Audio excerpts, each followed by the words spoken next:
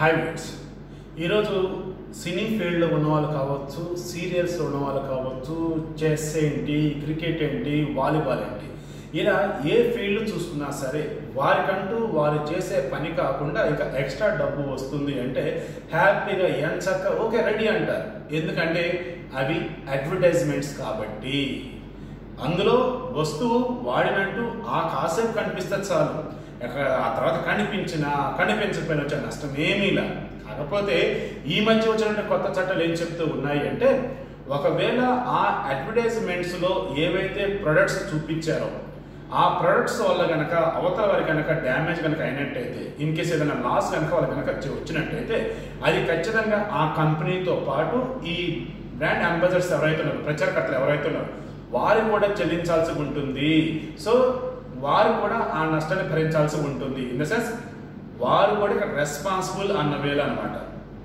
అయినా సరే మన భారతదేశంలో ఉన్నటువంటి టాప్ మోస్ట్ బ్రాండ్ అంబాసిడర్స్ అయినటువంటి అమీర్ ఖాన్ కావచ్చు, అక్షయ్ కుమార్ కావచ్చు, సల్మాన్ ఖాన్ కావచ్చు, అదేవిధంగా మన సౌత్ ఇండియాలో టాప్ రేంజ్లో ఉన్నటువంటి మహేష్ బాబు కావచ్చు, ఎవరైనా సరే ఆ ప్రొడక్ట్లో ఏముంది ఏంటి అన్నది అనవసరం. హ్యాపీగా బ్రాండింగ్ చేస్తున్నామా లేదా, అడ్వర్టైజ్మెంట్లు నటిస్తున్నామా లేదా, ఏకంగా ఆడవారి వస్త్రాలకు కూడా, ఆడవారి వాడి సబ్బులకు కూడా ఏకంగా వీళ్ళే ప్రచారకర్తలుగా ఇప్పుడు అయిపోయారు. అక్కినేని ఫ్యామిలీ కనుక తీసుకున్నట్టయితే ఒక పక్క వారికంటూ కొన్ని సొంత వ్యాపారాలు ఉన్నాయి. ఇక ఇప్పుడు వచ్చేసి షాపింగ్ మాల్స్ కావచ్చు, నగలు కావచ్చు, ఇదే అక్కినేని నాగార్జున, అదేవిధంగా నాగ చైతన్య, అఖిల్, వీరు సైతం అదే బ్రాండ్.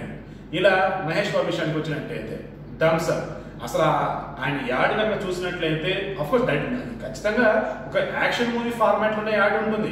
కానీ నిజంగా ఒక కూల్ డ్రింక్కి అంత అవసరమా, నిజంగా దానిలో అంత కెపాసిటీ ఉన్నదా, ఇవన్నీ కూడా సామాన్యులకు తెలియాల్సి ఉంటుంది, చెప్పాల్సి ఉంటుంది. కానీ ఎవరు చెప్పరు, ఏమీ చేయరు. నీకు యాడ్ ఎలాగైనా ఉండి అది అట్రాక్ట్ చేసిందా లేదా, ఎవరిని, ఆడియన్స్ని, వ్యూవర్స్ని, కస్టమర్స్ని అట్రాక్ట్ చేసిందంటే చాలు, ఆటోమేటిక్గా ఆ యాడ్కి సేల్స్ పెరుగుతాయి. ఇలా చూసుకుంటూ ఉన్నప్పుడు గతంలో కొన్ని రకాల ప్రొడక్ట్లకి ఈ హీరోలు ఈ హీరోయిన్లు చేసినటువంటి ఈ ప్రచారం వల్ల వాటికి విపరీతంగా సేల్స్ పెరిగి ఆ వస్తువులు వాడినటువంటి వాళ్ళు ఎవరైతే ఉన్నారో కస్టమర్లు, వారు చాలాసార్లు నష్టాల పాలయ్యారు. వారు చాలాసార్లు వారు అనుకున్న దానికన్నా భిన్నంగా అక్కడ అనుభూతి చెందారు. దాంతో అటువంటి కన్స్యూమర్ ఫోరంలో కేసు ఫైల్ చేసిన వాళ్ళు కూడా ఉన్నారు. సో ఇలా చూసుకుంటూ ఉన్నప్పుడు ఈరోజు మన భారతదేశంలో యాడ్స్ నటించండి అని కోరగానే ఆల్మోస్ట్ అంతా రెడీ అంటున్నారు. కానీ ఒకే ఒక అమ్మాయి, ఒకే ఒక హీరోయిన్ సస్సే మీరా అంటుంది, నేను 3 చపాతీ కొంచెం కూర, ఇది చాలయ్యా నా జీవితానికి, నేను చక్కగా డాక్టర్ కోర్స్ చదువుకున్నా, ఉన్న నాళ్ళు యాక్టింగ్ చేస్తా, ఆ తర్వాత ఛాన్సులు రాలేదు, హ్యాపీగా మరలా ప్రజలకు సేవ చేసుకుంటే వెళ్ళి వైద్య వృత్తిలో, అలాంటిది నాకెందుకు ఈరోజు మరలా కొత్తగా ఈ యాడ్లు ఇవన్నీ. అయినా యాడ్స్లో ఏం చెప్తూ ఉంటారు, ఇదిగో ఇది వాడండి, లేదు ఇది తినండి అని చెప్తుంటారు. అది నేను తర్వాత తింటానా, అది నేను తర్వాత వాడతానా, ఇవి తెలియదు. సో అలాంటప్పుడు కొత్తగా లేనిపోయిన విధంగా ఎందుకు ఈ రకం చేయటం అని చెప్పేసి గతంలో ఏదైతే ఒక యాడ్లో ఆమె నటించడం జరిగిందో, సారీ ఆమెను నటించమని అడిగారో దాన్ని రిజెక్ట్ చేసింది.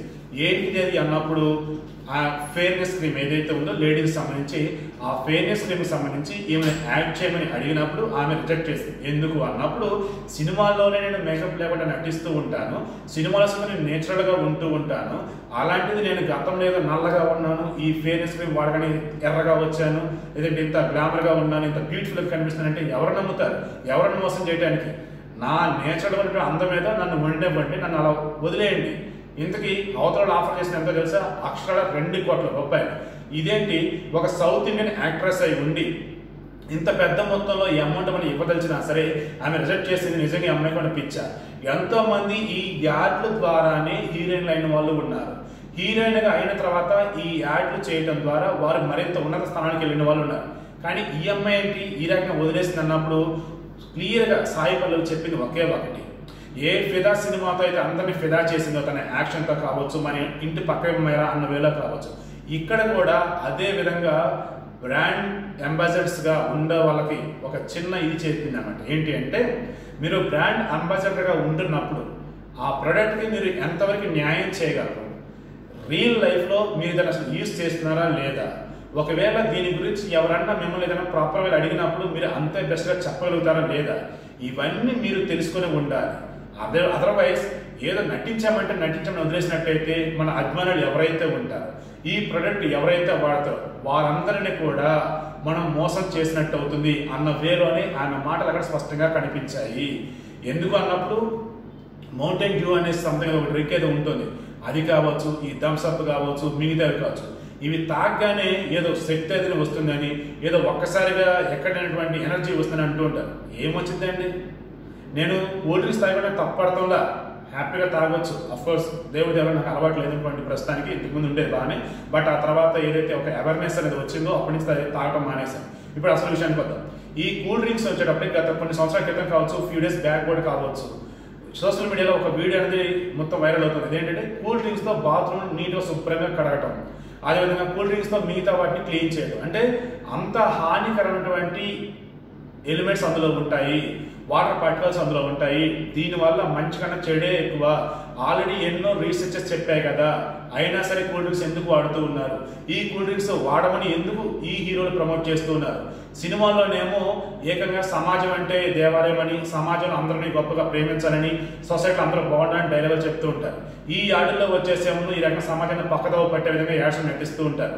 ఇవి చూసే కదయ్యా గతంలో పవన్ కళ్యాణ్కి ఆఫర్స్ ఇచ్చినప్పుడు కూడా బ్రాండ్ అంబాసిడర్గా కొన్నిటికి చేసిన సరే, ఆ తర్వాత ఎందుకైనా డ్రాప్ అయ్యాడు? నేను ఈ సమాజానికి ద్రోహం చేస్తున్నాను ఈ యాడ్లు చేయటం వల్ల, కొంతమందిని పక్కదోవ పట్టిస్తున్నాడు, అందుకే నేను వీటి నుంచి తప్పుకున్నాను చెప్పాను, స్వచ్ఛందంగా తప్పుకున్నాడు. ఆ రోజు చాలా మంది ఆలోచించారు, మన టాలీవుడ్లో ఉన్న వాళ్ళు కావచ్చు, ఏకంగా మాలీవుడ్లో ఉన్న వాళ్ళు కావచ్చు, కోలీవుడ్ కావచ్చు, బాలీవుడ్ కావచ్చు, ఎవరైనా మనిషి అనుకున్నారు. కానీ తాను ఆ రోజు ఏదైతే ఒక ప్రిన్సిపల్స్ కట్టుబడి ఉన్నాయని చెప్పాడో అదే వాటికి ఇప్పటికి కూడా కట్టుబడి ఉన్నాడు. ఏ యాడ్ కూడా నటించాలని చెప్పాడు. ఒకవేళ సమాజానికి ఉద్ధరించే విధంగా, సమాజాన్ని బాగు చేసే విధంగా ఏదైనా మంచి ఉంటే చెప్పండి, స్వచ్ఛందంగా నేనే యాక్ట్ చేస్తాను కూడా మరలా చెప్తూనే ఉన్నాడు. సో ఏదైతే పవన్ కళ్యాణ్ తీసుకున్న స్టెప్స్ ఉన్నాయో అదే స్టెప్ ఈరోజు ఫిదా హీరోయిన్ సాయి పల్లవి తీసుకున్నది. ఏకంగా అంతకుముందు తను యాక్ట్ చేసి ఆ తర్వాత రిలీజ్ అయ్యాడు పవన్ కళ్యాణ్.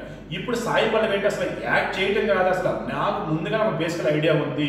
ఒక డాక్టర్ చదివినటువంటి అమ్మాయిగా నేను చెప్తున్నాను, ఏదో ఒక ఫెయిర్నెస్ క్రీమ్ వాడినంత మాత్రం ఈ ప్రపంచంలో ఎవరు కూడా తమ ఒరిజినాలిటీని మార్చుకోలేరు.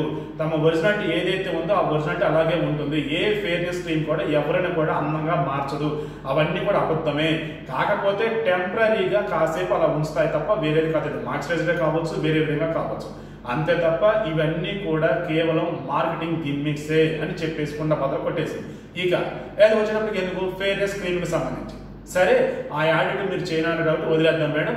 ఈసారి మీకు ఒక మంచి యాడ్ వచ్చింది. అదేంటి అంటే చక్కగా ఒక షాపింగ్ మాల్కి సంబంధించి, ఆ షాపింగ్ మాల్కి సంబంధించేసి సాంప్రదాయబద్ధమైనటువంటి చీరలు కావచ్చు, చూడీదారులు కావచ్చు, అదేవిధంగా మిగతావి కావచ్చు, డ్రెస్సెస్ ఉన్నాయి.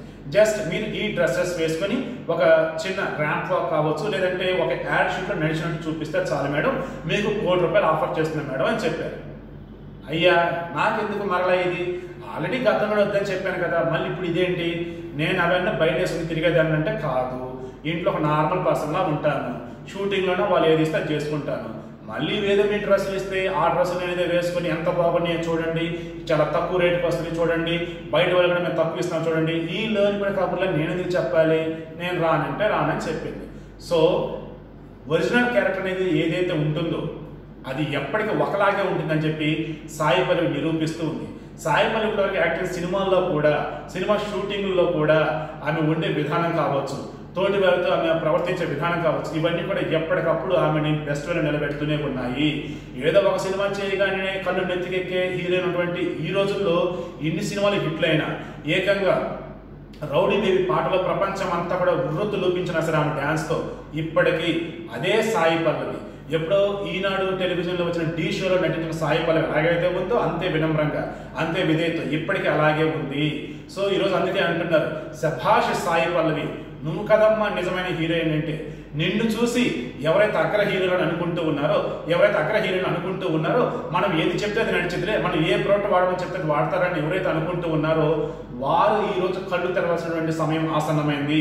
ఇప్పటికైనా సరే వారు నిజాన్ని కనుక తెలుసుకొని ఏది వాడితే మంచిది, ఏది వాడుకుంటే మంచిది అని తెలుసుకుంటే బాగుంటుంది. ఆ వేళనే ప్రజలకు చెప్తే బాగుంటుంది. ముఖ్యంగా ఒక వస్తువు నేను బ్రహ్మాండంగా వాడతాను చెప్పి శాడల్లో చెప్పడం కాదు, రియల్ లైఫ్లో కూడా ఆ రకంగా వాడగలగాలి. అలా కనుక వాడలేని పక్షంలో వారు కస్టమర్స్ అందరిని కూడా మోసం చేస్తున్నట్టన్న నిజాన్ని వారు గ్రహించాలని ఈరోజు సాయి పల్లవిని అంతా కూడా చూపిస్తూ మెచ్చుకుంటూ వారందరిని కూడా ఒక ఇంత తక్కువ చేయడం కాదు, ఏకంగా ఇప్పటికైనా సరే రియలైజ్ అవ్వండి అని చెప్పేసి అంతా కూడా చెబుతున్నారు.